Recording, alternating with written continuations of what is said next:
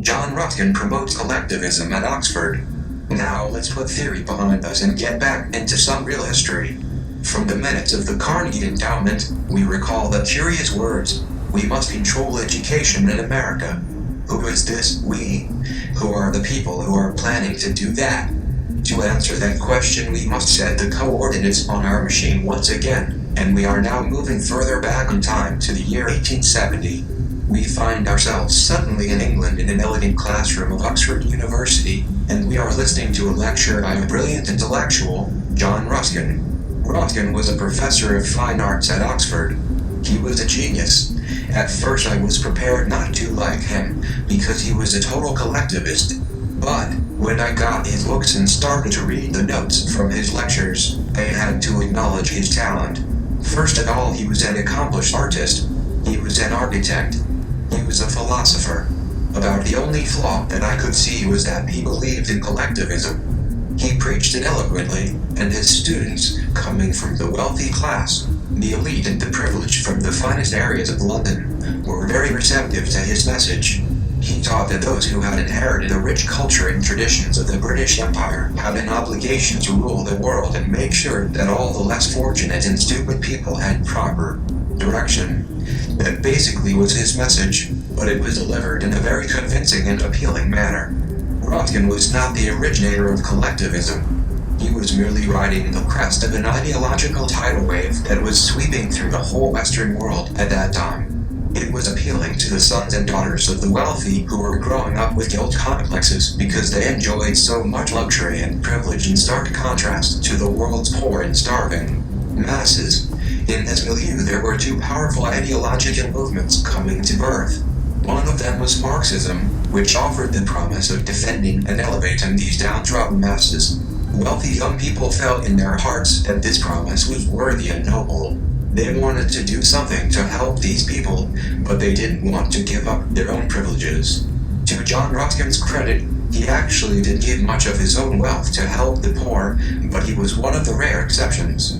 Most collectivists are hesitant about giving their own money. They prefer to establish government as the solver of problems and use tax revenues, other people's money.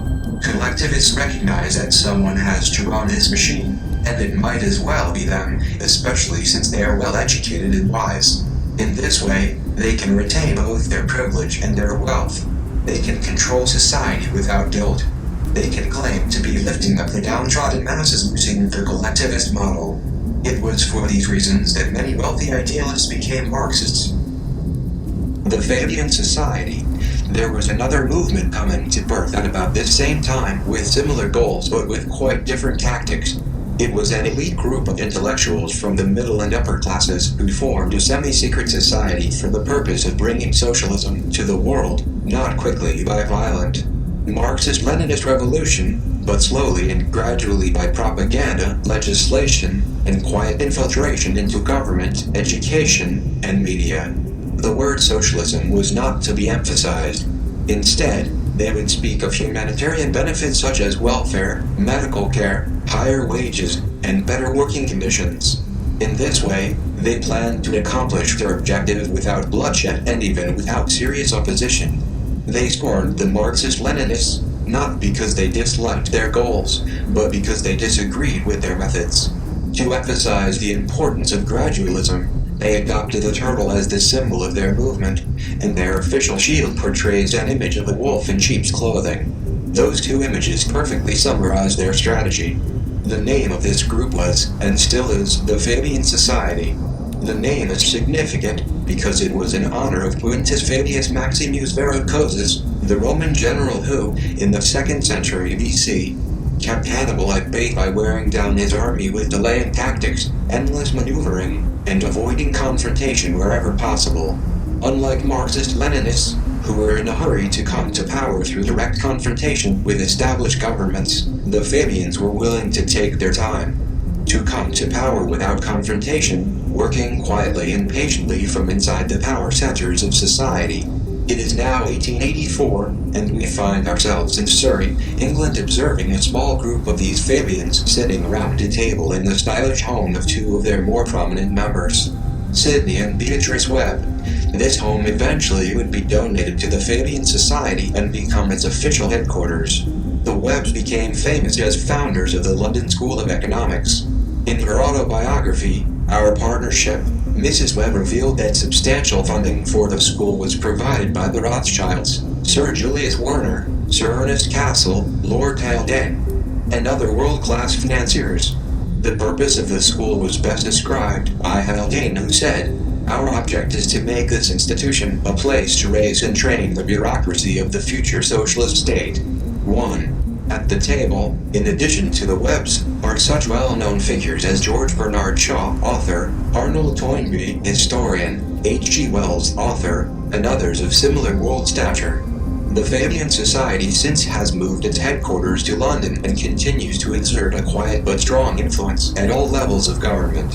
Many prominent Labour Party politicians have been members, including Ramsay MacDonald, Prime Minister, Clement Attlee, Prime Minister, Anthony Crosland, Member of Parliament, Richard Crossman, Cabinet Minister, Tony Benn, Cabinet Minister, Harold Wilson, Prime Minister, Tony Blair, Prime Minister, and Gordon Brown, Prime Minister.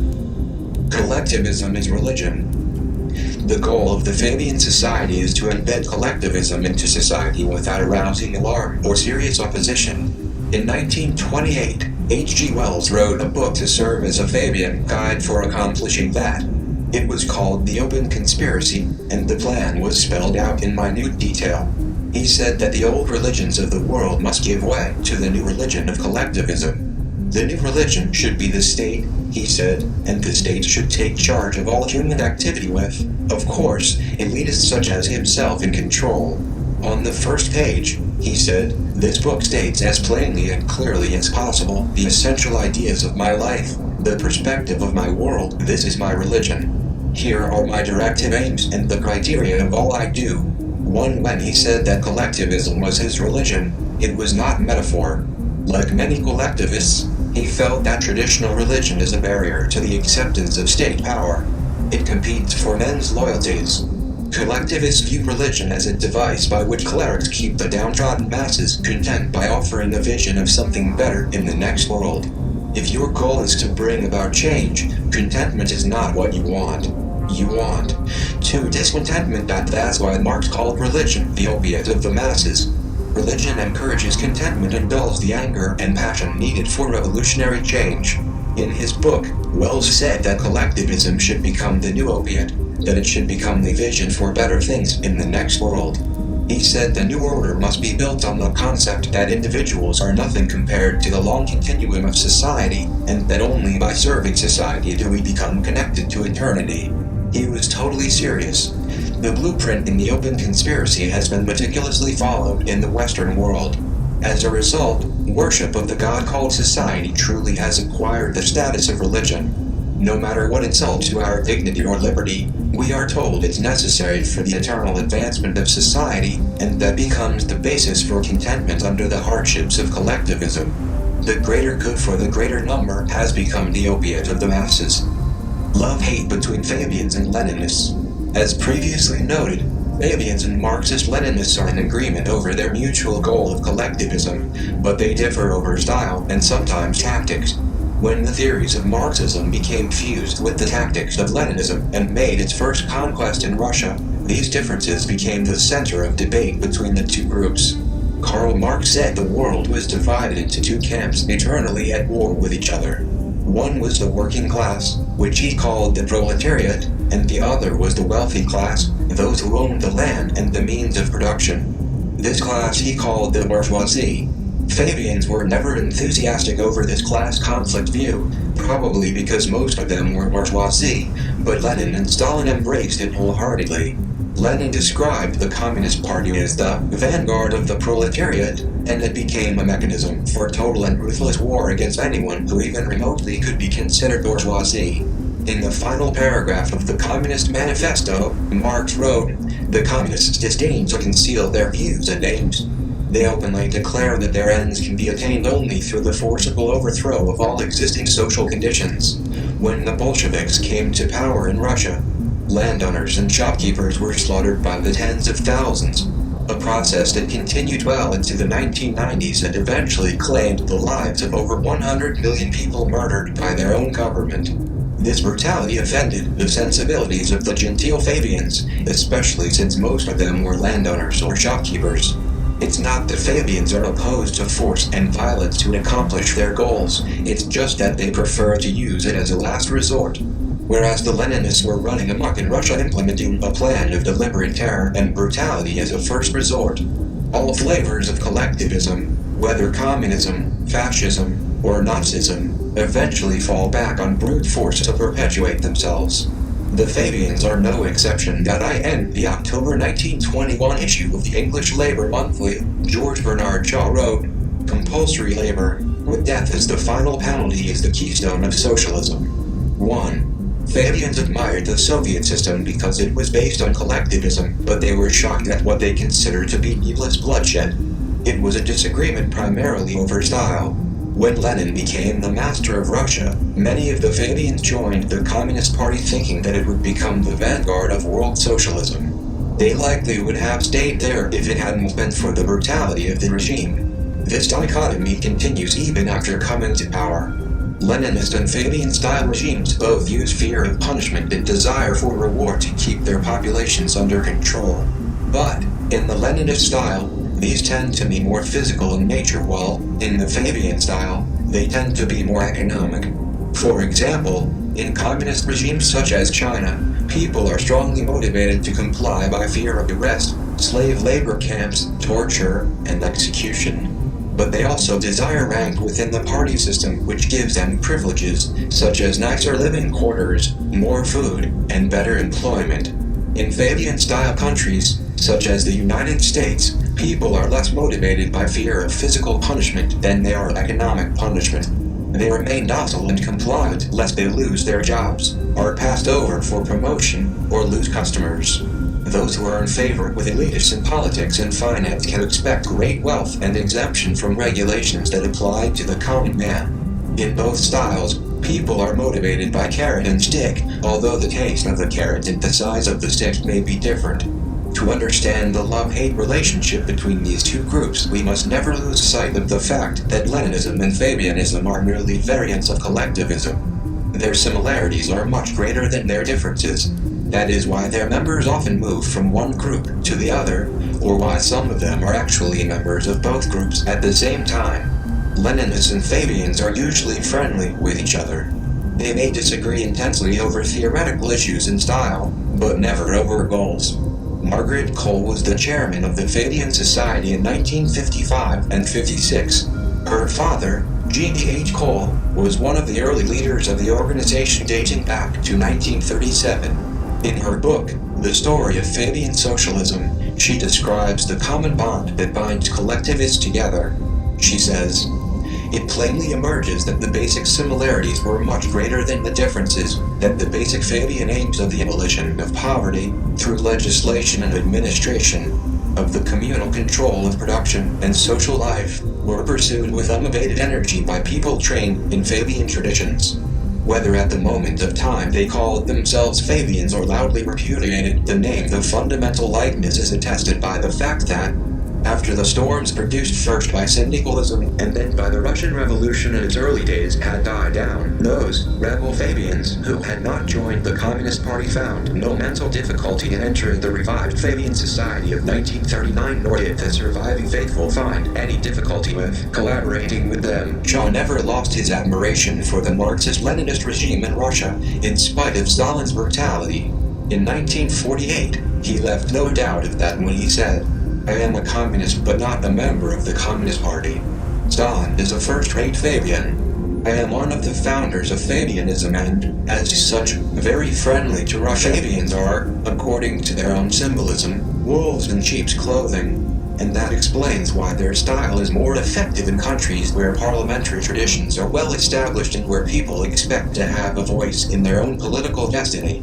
Leninists, on the other hand, tend to be wolves in wolf's clothing, and their style is more effective in countries where parliamentary traditions are weak and where people are used to dictatorships anyway."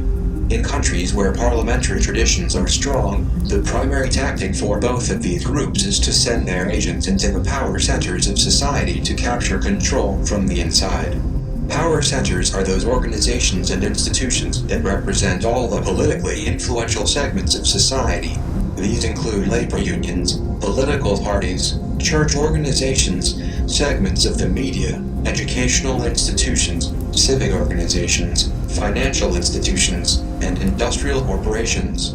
To name just a few, in a moment, you will see a partial list of members of an organization called the Council on Foreign Relations, and you will recognize that the power centers these people control are classic examples of this strategy. The combined influence of all these entities adds up to the total political power of the nation. To capture control of a nation, all that is required is to control its power centers, and that has been the strategy of Leninists and Fabians alike. They may disagree over style, they may compete over which of them will dominate the coming New World Order, over who will hold the highest positions in the pyramid of power. They may even send opposing armies into battle to establish territorial preeminence over portions of the globe, but they never quarrel over goals. Through it all, they are blood brothers, and they will always unite against their common enemy, which is any opposition to collectivism. It is impossible to understand what is unfolding in the world today without being aware of that reality. The key that unlocks the door that hides the secrets. The Fabian symbols of the turtle and the wolf in sheep's clothing are emblazoned on a small stained glass window designed by George Bernard Shaw that originally was installed at the Fabian headquarters in Surrey. The window was removed from the house in 1978 after the structure was no longer used by the society, but it surfaced again at a sale at Sotheby's in July 2005. The window was purchased by the Webb Memorial Trust and loaned to the London School of Economics, where it was displayed in the school Shaw Library. In April of 2006, it was officially unveiled at a ceremony attended by Fabian member Tony Blair, who at that time was Britain's Prime Minister. The turtle and wolf in sheep's clothing is fascinating, but the most significant component appears at the top. It is a famous line from Omar Khayyam: "Dear love, coldst thou and I with fate conspire to grasp his sorry scheme of things entire, would we not shatter it to bits and then remold it nearer to the heart's desire?" Please reread that line. It is the key to modern history, and it unlocks the door that hides the secret of the war on terrorism. Dear love, coldst thou and I with fate conspire to grasp his sorry scheme of things entire, would we not shatter it to bits, and then remold it nearer to the heart's desire? Elsewhere in the window there is a depiction of Sidney Webb and George Bernard Shaw striking the earth with hammers. The earth is on an angle, and they are striking it with hammers to shatter it to bits. That's what they were saying at the Carnegie Endowment Fund. That's what they were saying at the Ford Foundation. War is the best way to remold society. War. It will shatter society to bits, break it apart. Then we can remold it nearer to the heart's desire. And what is their heart's desire? It is collectivism. The secret society created by Cecil Rhodes. From the vantage point of our time machine, now we return to the classroom where John Ruskin is extolling the virtues of collectivism, and we observe that one of his students is taking copious notes. His name is Cecil Rhodes. It will be revealed in later years that this young man was so impressed by Ruskin's message that he often referred to those notes over the next 30 years of his life. Rhodes became a dedicated collectivist and wanted to fulfill the dream and the promise of John Ruskin. His life mission was to bring the British Empire into dominance over the entire world, to reunite with America, and to create world government based on the model of collectivism. While the erudite Fabians were creating discussion groups among intellectuals to theorize the glories and strategies of collectivism, Rhodes was forming a secret society to actually establish collectivism in every nation of the world. What the Fabians hoped to accomplish by intellectual persuasion, Rhodes planned to accomplish by economic leverage and political deceit. His biographer, Sarah Millen, summed it up when she wrote, "The government of the world was Rhodes' simple desire. Most people are aware that Rhodes made one of the world's greatest fortunes in South African diamonds and gold. What is not widely known is that he spent most of that fortune to implement the theories of John Ruskin." One of the best authorities on the social and political vision of Cecil Rhodes was Carol Quigley, a highly respected history professor at Georgetown University. One of Quigley's former students was President Clinton. In Clinton's nomination acceptance speech on July 16, 1992, he mentioned Quigley and paid tribute to him as his mentor. He mentioned Quigley many times after that in other public speeches as well. Clearly, Clinton was profoundly affected by his exposure to Quigley's ideas 27 years earlier, and we may assume that the relationship between teacher and student was similar to that between Ruskin and Rhodes. The significance of this intellectual bond is that Carroll Quigley taught the conspiratorial view of history, as explained by the conspirators themselves. He admired the conspiracy. He was close to it for much of his life, and was considered by many to be its historian. So, when President Clinton paid tribute to Professor Quigley, his remarks carried two messages. To the average person, he was merely honoring some nice, kindly professor for providing intellectual inspiration. But, to those who knew Quigley's status, it was an embedded message that the new president was aware of the conspiracy and was in its service. What conspiracy? Got IT''S time to define the word conspiracy. A composite definition taken from several dictionaries is that a conspiracy must have three components. 1. It includes two or more people. 2. It involves a plot to commit an illegal or immoral act. And 3. It employs deceit or coercion to accomplish its objective. As we shall see, the group that evolved from the funding of Cecil Rhodes' fortune has far more than two people, and it is a master of deceit and coercion. On those counts, it is clearly a conspiracy, but on count number 3, we must understand that the participants themselves do not consider their goal to be immoral. In fact, they affectionately describe it as the New World Order, and they consider its attainment to be the highest morality possible in social affairs. In their view, the virtue of this goal is so great that it justifies any act of destruction or sacrifice of individuals if it is necessary for its advance. As for legality, these are the people who make the laws. They have passed thousands of them so that almost everything they do is entirely legal, and they force everyone else to comply in the name of law. So, in terms of a dictionary definition, this is not a conspiracy. However, in the eyes of those who are the target of its deceit and who are being forced into a collectivist system against their will, the word is entirely appropriate. Quigley wrote the history of this conspiracy and published it in 2 books, Tragedy and Hope and the Anglo-American Establishment. They were not intended for mass readership. 1,700 pages altogether, they were written primarily for scholars, students of political science, and those who are involved with the conspiracy at some limited level and want a better understanding of its totality. What Quigley taught in his classes was similar to what John Ruskin had taught, and, like Rhodes before him, he took those lectures very seriously. Incidentally, it should not go unnoticed that Clinton was given a Rhodes Scholarship, most likely obtained with the help of Quigley, which took him to London to study at Oxford University, the alma mater of Ruskin and Rhodes. Quigley summarized, if reading 1,700 pages of dry history is not high on your list of things to do, then here is a summary of Quigley's message regarding the hidden hand behind world events. At the end of the 19th century, a secret society was formed by Cecil Rhodes. Most of his great wealth was given to extend this organization throughout the world. It exists today and has been a major historical force since World War I. Its original goal was to extend the British Empire and Anglo-Saxon culture throughout the world. It soon evolved into something even bigger in scope. The goal became world government of an international character based on the model of collectivism ruled from behind the scenes by an oligarchy composed of those who are loyal to the secret society. The primary method of conquest is to infiltrate and capture control of the power centers of society. Power centers are those organizations and institutions that wield influence over political action and public opinion. Once the power centers are controlled, the nation will follow. People believe that organizations respond to the will of their membership, not realizing that they respond, instead, to the will of their leadership. The structure of the secret society is based on the classical conspiracy model taken from Adam Weishaupt's Illuminati. There is no reason to think that Rhodes was a member of the Illuminati which, according to Bavarian records, was disbanded in 1784. However, there is no doubt that he had studied it carefully, because the structure he chose was modeled after it. It is characterized by organizational rings within rings. At the center is the leader and a few trusted associates called the elect.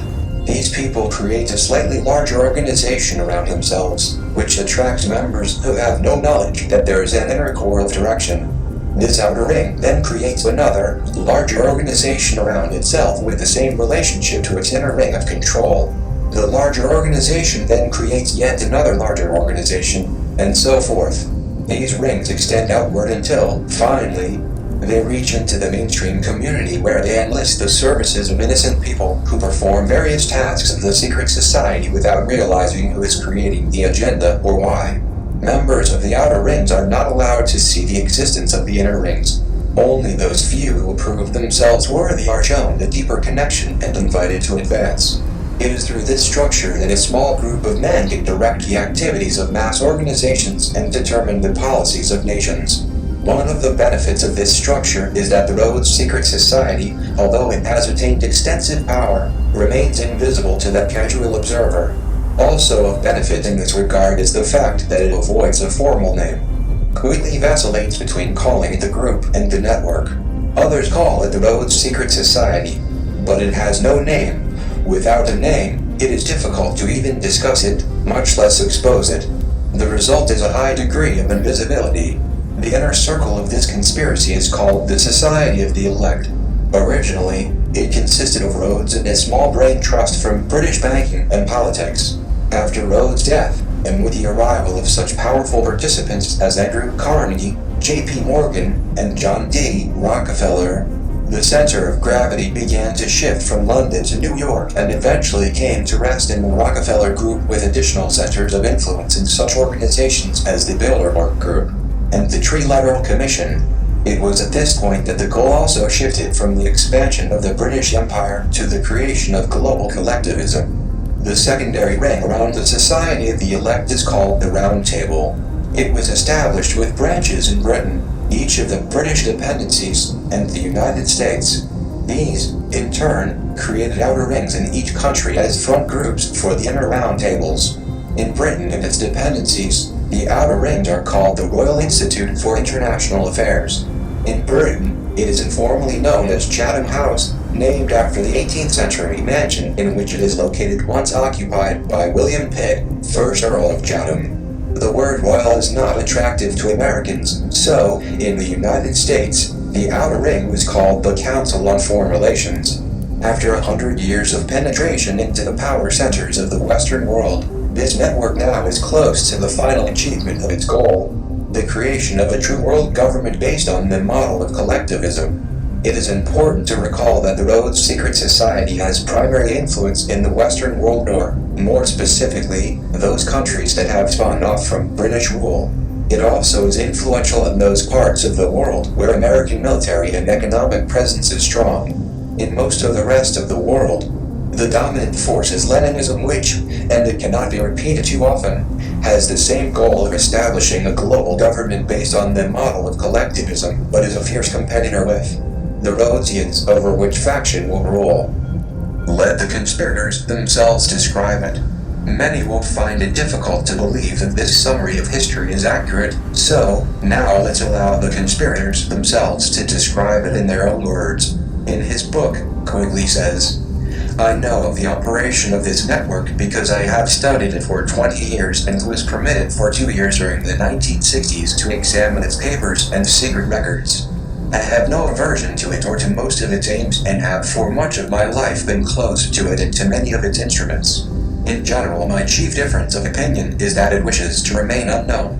1. In the Anglo-American establishment, QUIGLEY says, the Rhodes Scholarship established by the terms of CECIL Rhodes 7 are known to everyone. What is not so widely known is that Rhodes, in 5 previous wills, left his fortune to form a secret society which was to devote itself to the preservation and expansion of the British Empire. And what does not seem to be known to anyone is that this secret society continues to exist to this day. To be sure, it is not a childish thing like the Ku Klux Klan, and it does not have any secret robes, secret hand clasps, or secret passwords. It does not need any of these since its members know each other intimately. It probably has no oaths of secrecy nor any formal procedure of initiation. It does, however, exist and holds secret meetings. This group is, as I shall show, one of the most important historical facts of the 20th century. One of the leaders and organizers of this secret society was William Stead, who wrote a book entitled The Last Will and Testament of C.J. Rhodes. In that book, he said, Mr. Rhodes was more than the founder of a dynasty. He aspired to be the creator of one of those vast semi-religious, quasi-political associations which, like the Society of Jesus, have played so large a part in the history of the world. To be more strictly accurate, he wished to found an order as the instrument of the will of the dynasty. And I contend that we English are the finest race in the world, and that the more of the world we inhabit, the better it is for the human race. What scheme could we think of to forward this object? I look into history and I read the story of the Jesuits. I see what they were able to do in a bad cause, and I might say under bad leaders. In the present day, I became a member of the Masonic Order. I see the wealth and power they possess, the influence they hold, and I think over their ceremonies. And I wonder that a large body of men can devote themselves to what at times appear the most ridiculous and absurd rites without an object and without an end. The idea gleaming and dancing before one's eyes, like a will-o'-the-wisp, at last frames itself into a plan. Why should we not form a secret society with but one object? The furtherance of the British Empire and the bringing of the whole uncivilized world under British rule. In Quigley's words, the goal of this secret society was nothing less than to create a world system of financial control in private hands able to dominate the political system of each country and the economy of the world as a whole. The system was to be controlled in a feudalist fashion by the central banks of the world, acting in concert by secret agreements arrived at infrequent private meetings and conferences. The apex of the system was to be the Bank for International Settlements in Basel, Switzerland. A private bank owned and controlled by the world's central banks, which were themselves private corporations.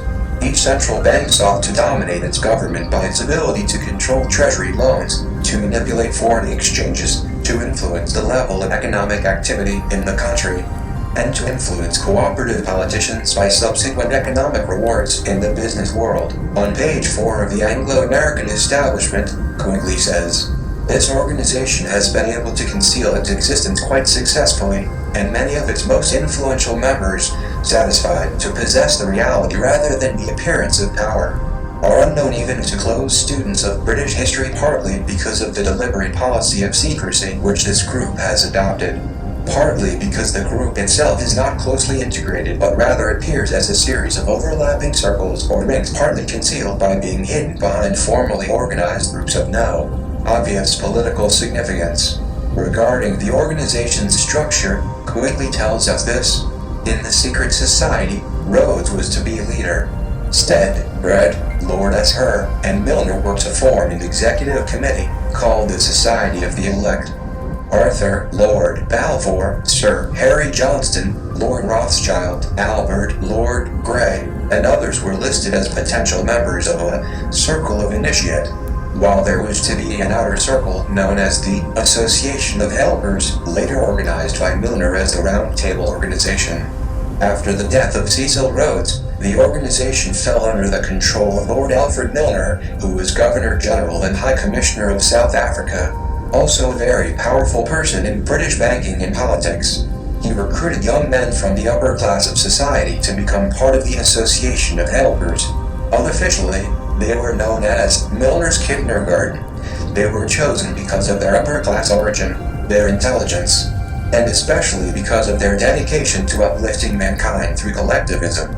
They were quickly placed into important positions in government and other power centers to promote the agenda of the secret society.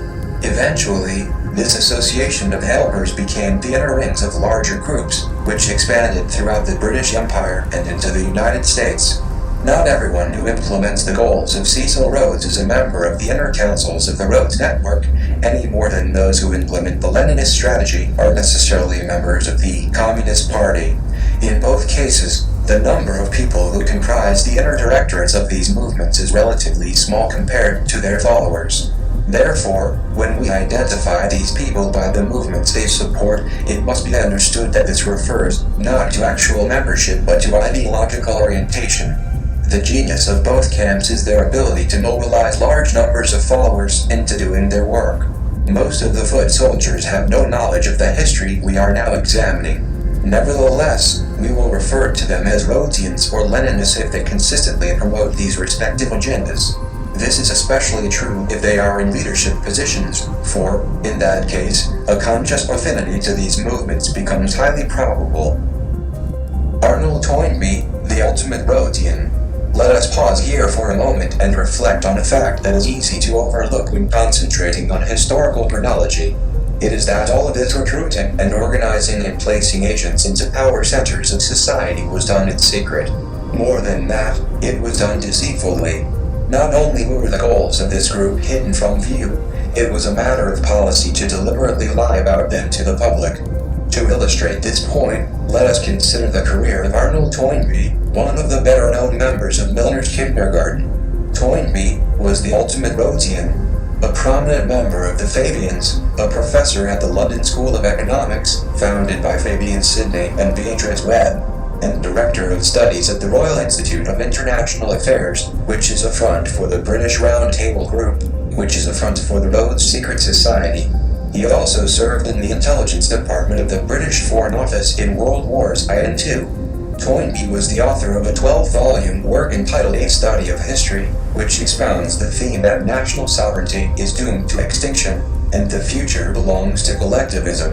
In 1931, in an article that appeared in International Affairs, published by the Royal Institute of International Affairs, Toynbee wrote, "I will hereby repeat that we are at present working, discreetly but with all our might, to wrest this mysterious political force called sovereignty out of the clutches of the local national states of our world. And all the time we are denying with our lips what we are doing with our hands. Replacing national sovereignty with world government doesn't happen merely by writing articles in periodicals or even 12-volume histories of the world. It happens only when people who champion that goal become leaders within government and other power centers of society. Only then can those ideas be transformed into reality." Quigley explains how this came about. Through Lord Milner's influence, these men were able to win influential posts in government, in international finance, and become the dominant influence in British imperial affairs and foreign affairs up to 1939. In 1909 through 1913, they organized semi-secret groups known as Round Table Groups in the chief British dependencies and the United States. These still function in 8 countries. Once again, the task was given to Lionel Curtis, who established, in England and each dominion, a front organization to the existing local Round Table Group. This front organization, called the Royal Institute of International Affairs, had as its nucleus in each area the existing, submerged Round Table Group. In New York, it was known as the Council on Foreign Relations, and was a front for J.P. Morgan and Company. At last we come to that obscure yet ubiquitous organization that plays such a decisive role in contemporary American political life, the Council on Foreign Relations. Now we understand that it was spawned from the secret society of Cecil Rhodes, that it is a front for a Round Table Group, originally embodied in J.P. Morgan and Company but now the Rockefeller Consortium, and that its primary goal is to promote world government based on the model of collectivism. Why is that important? Because members of the Council on Foreign Relations have become the hidden rulers of America. The Council on Foreign Relations. So who are the members of the CFR? Let's start with the Presidents of the United States. Members of the Council on Foreign Relations, CFR, include Herbert Hoover, Dwight Eisenhower, Richard Nixon, Gerald Ford, James Carter, George Bush Sr., and William Clinton. John F. Kennedy claimed he was a member, but his name does not appear on former membership lists.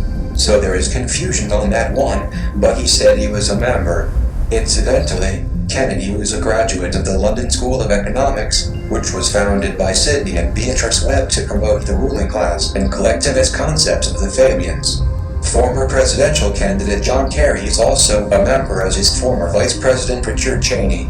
Barack Obama is not a member, but, as a senator, he was invited to speak at CFR meetings.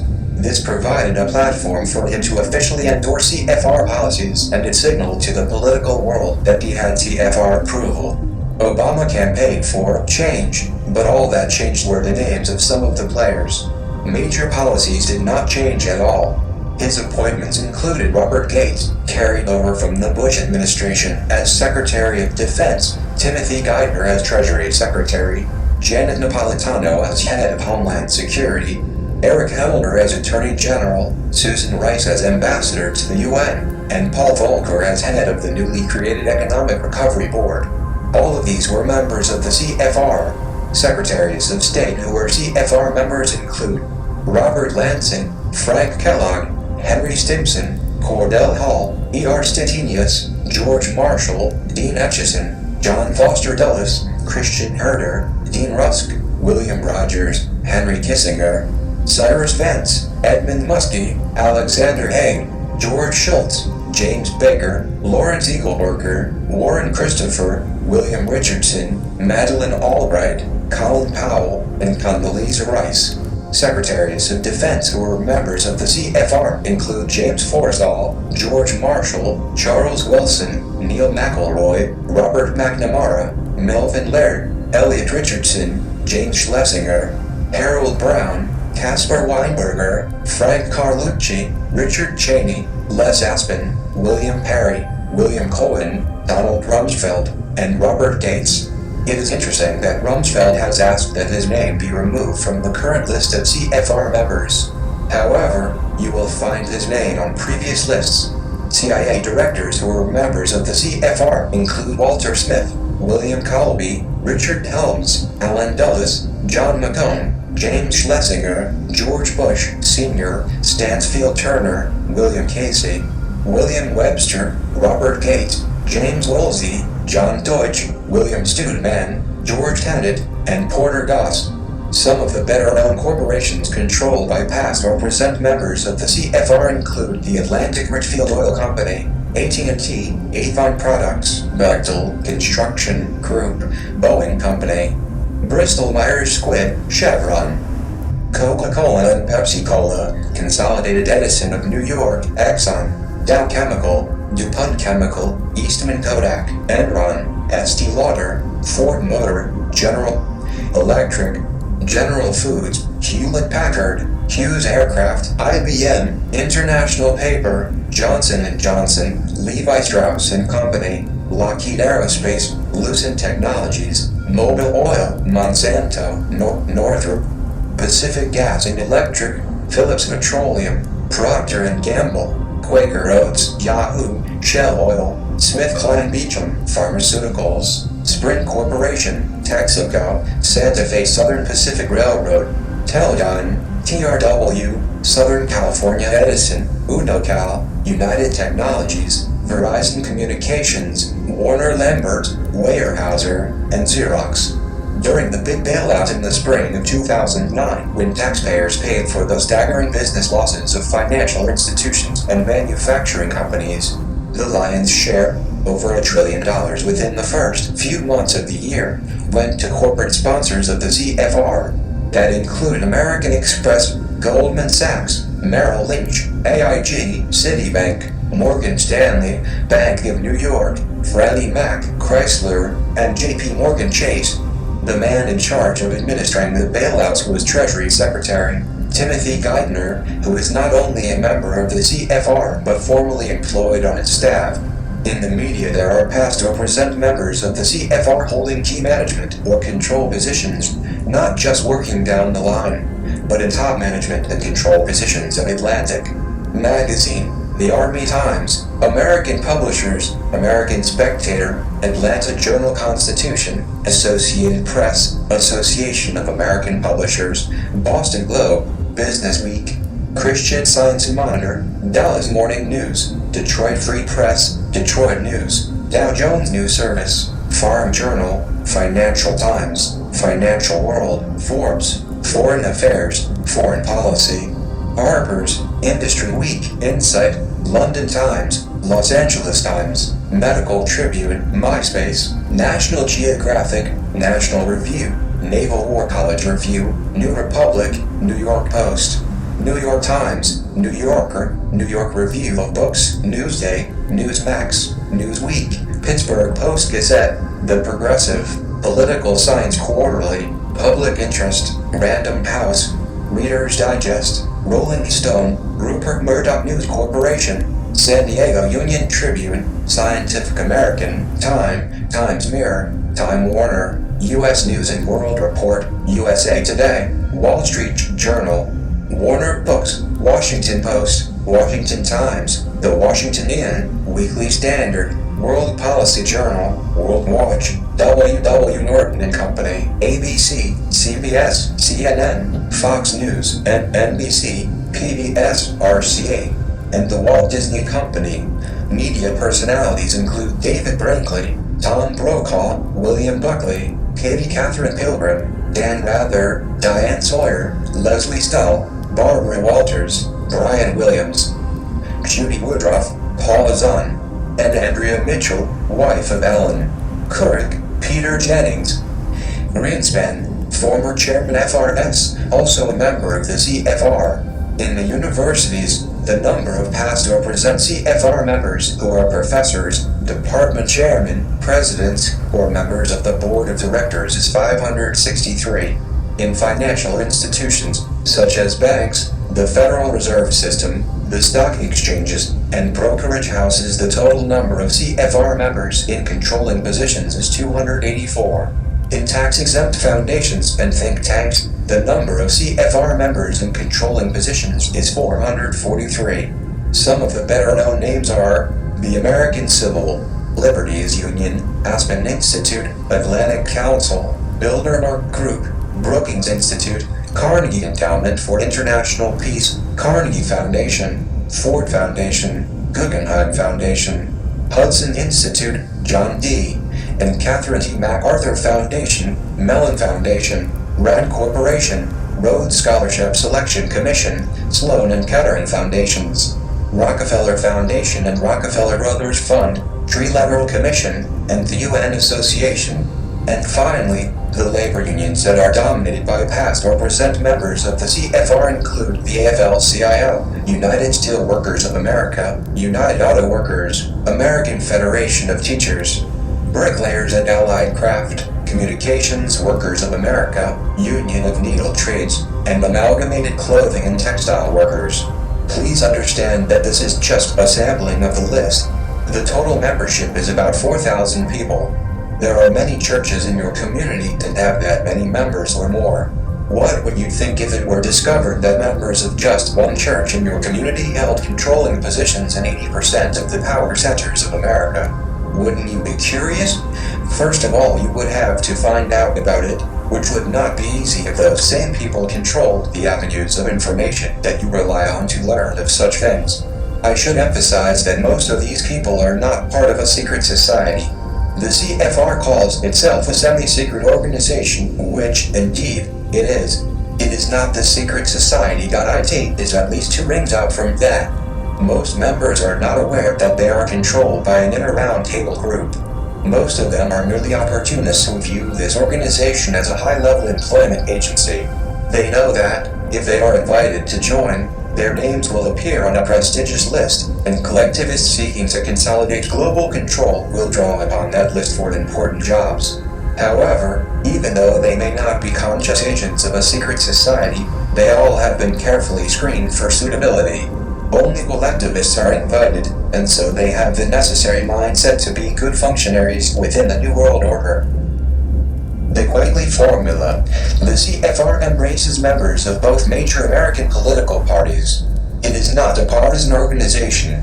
Voters are led to believe that, by choosing between the Democrat and Republican parties, they have a choice. They think they are participating in their own political destiny, but that is an illusion.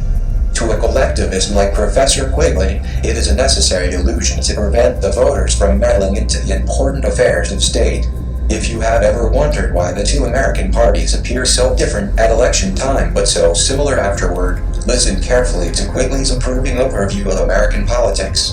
The national parties and their presidential candidates, with the Eastern establishment assiduously fostering the process behind the scenes. moved closer together and nearly met in the center with almost identical candidates and platforms, although the process was concealed as much as possible by the revival of obsolescent or meaningless war cries and slogans, often going back to the Civil War. The argument that the two parties should represent opposed ideals and policies, one, perhaps, of the right and the other of the left, is a foolish idea acceptable only to the doctrinaire and academic thinkers. Instead, the two parties should be almost identical so that the American people can throw the rascals out at any election without leading to any profound or extreme shifts in policy. Either party in office becomes in time corrupt, tired, unenterprising, and vigorless. Then it should be possible to replace it, every 4 years if necessary, by the other party, which will be none of these things but will still pursue, with new vigor, approximately the same basic policies. What are those basic policies? They are anything that advances the network's long-range goal. Quigley says that candidates and parties can and should differ on many things so long as they mutually advance world government based on the model of collectivism. While campaigning, they should appear to be fierce opponents, but when the elections are over, they must work in harmony for the main objective. Everything else is showmanship. Let us examine a few examples. In the Carter administration, the U.S. electorate was overwhelmingly opposed to giving away the Panama Canal, yet the leadership of both parties voted to do so. Led on both sides of the aisle by members of the CFR, Republicans call for war in the Middle East and advocate that we give more power to the UN. Democrats call for peace and advocate that we give more power to the UN. When Democrats regain control over Congress, they continue exactly the same war agenda as the Republicans. The voters don't want that, but it is a goal of the CFR. Neither party objects to the fact that a UN resolution now is considered to be the legal basis for war rather than the US Constitution. Republicans promote legislation to restrict personal rights in the name of anti-terrorism. Democrats give speeches of concern and then vote for those laws.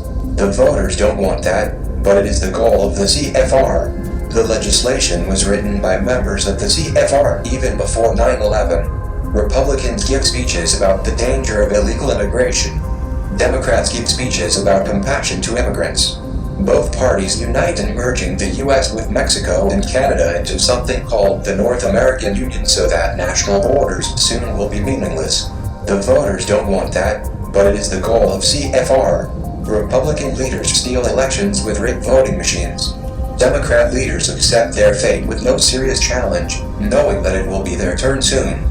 Rigging elections by pre-programmed voting machines is merely the latest and perhaps ultimate implementation of the Quigley formula. The leaders of major political parties are like TV wrestlers. They put on a great show in the ring. They slam each other onto the mat. They jump on each other, pummel each other with apparently bone-breaking blows, and throw each other out of the ring. Sometimes they suffer real injuries, but it is not a real contest. They have agreed in advance who is going to win, and the losers are content to wait their turn. They are professionals who know how to excite the spectators and keep them coming back for more. Most top-tier politicians today are like wrestlers in gaudy costumes. They play to the spectators and only care about what advances their careers. Voters, on the other hand, are like tennis balls. They are smashed back and forth across the net of two-party politics. Which party should I support? Is their sole concern. The players have shelves full of trophies they have won, but tennis balls never win anything. Controlled opposition. This game would not be convincing without the media Pied Pipers who serve the two major parties. These celebrity status commentators and organizations offer themselves as unbiased observers with no political ambitions of their own, but, in reality, they are highly partisan propagandists. No matter what grave issue is up for discussion, their analysis will skew it as a reason to vote Republican or Democrat, depending on their bias. Here are a few examples. Talk show host Rush Limbaugh does a great job of exposing and ridiculing corrupt Democrats and their policies, but he never met a Republican he didn't like. He may gently criticize Republicans once in a while, but never with the vitriol heaped upon Democrats. He may express disdain now and then for the United Nations, but only because it is not strong enough or because it fails to take what Republicans consider to be the correct action. He never questions its power or legitimacy, and, Of course, he never mentions the CFR. Film producer Michael Moore does a great job of exposing and ridiculing corrupt Republicans and their policies, but he never met a Democrat he didn't like. He's all for the United Nations and never mentions the CFR. The organization called Accuracy in Media does a great job of exposing deceit and treachery within the ranks of Democrats, but it finds little to criticize in the Republican camp and never mentions the CFR. The organization called Move On does a great job of exposing deceit and treachery within the ranks of Republicans, but it finds little to criticize in the Democrat camp and never mentions the CFR. The Internet News and Commentary Service, Human Events Online, calls itself a conservative weekly, but it is an obedient supporter of the Republican Party even when its policies are the opposite of traditional conservatism. It never mentions the CFR. The editors of the Internet News Service, Unknown News, say they are disgusted with both parties because they do not offer serious solutions to the problems they mutually have created. Hooray! But, in their commentary, they routinely identify corrupt Republicans by party label, implying they are scumbags because they are Republicans. They usually omit the party label when reporting on corrupt Democrats. If they do include it, they often accompany it by saying, even the Democrats were involved with this or fail to oppose that. The clear message is that they expect more from the Democrats. Unknown News reports the deeds of such corrupt world leaders as Putin, Castro, and Chavez in sympathetic or admiring tones. We are never reminded of their failures or crimes. Domestic leaders who are Marxist-Leninists also receive favorable coverage, which reveals that the affinity of its editors is with Leninism. Collectivism is their solution of choice for every problem. They are disgusted with both political parties, not because they have led us deeper into collectivism, but because they are not aligned with Leninism. The Democrats are more so, in the sense that most US-based Leninists are within the Democrat Party and have a strong voice there, which explains the more gentle treatment the Democrats receive from Unknown News. It never mentions the CFR. The politics of plunder, stupidity, and hatred. The result of this two-party charade is that Americans, and those in most other countries in the Western world, are the victims of a great deception. Voters have been fooled into thinking they are participating in their own political destiny when, in reality, they are being herded into a high-tech feudalism entirely without their consent and, to a large degree, even without their knowledge. This is accomplished by the mirage of a meaningful choice at election time when, in fact, the major parties and their candidates are merely two branches of the same tree of collectivism. Voters today are not attracted to candidates because of their political principles. They have none. Political principles are never allowed as a topic of debate, anyway. Instead, voters make choices on the basis of candidates' good looks, their smiles, how clever they are at televised debates, their perceived sincerity, and especially how many benefits they promise to give to some citizens that are paid from taxes from other citizens.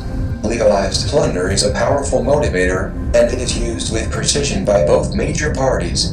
Many voters have come to regard elections as magnificent games in which only the cleverest contestants are entitled to win. They become fascinated by the strategies and deployment of resource and techniques for evading tough issues and cleverness of TV spots and ability to appeal to large voting blocks. They don't really care who wins as much as they want to pick the winner. To them, it's like betting in a football pool. They may favor one team over another, but they will place their bet on the team they think stands the best chance of winning, even if it is not their favorite. Winning is everything. That is how they cast their votes. They may prefer a certain candidate, but they will not vote for him if they think someone else will win. How many times have we heard, "I like Bill Smith, but he can't win, so I'm voting for Harry Stone." All the media has to do is convince people that Bill Smith can't win, and that will influence enough people to withdraw their vote and make the prediction a self-fulfilling prophecy. The primary purpose of a vote is not to choose a winner, but to express a choice.